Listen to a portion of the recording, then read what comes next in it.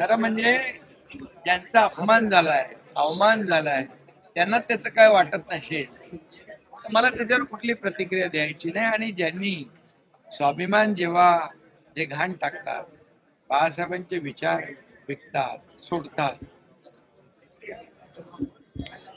त्यांना त्याचं काही वाटणारच नाही.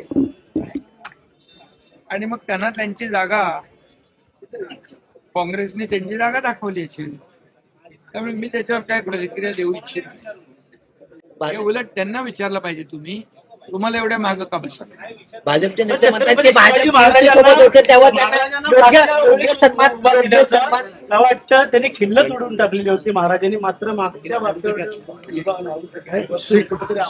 श्रीकांत शिंदे यांचा देखील फोटो महाराजांनी खिल्ल तोडवलेली ज्यावेळेस मागच्या वेळेस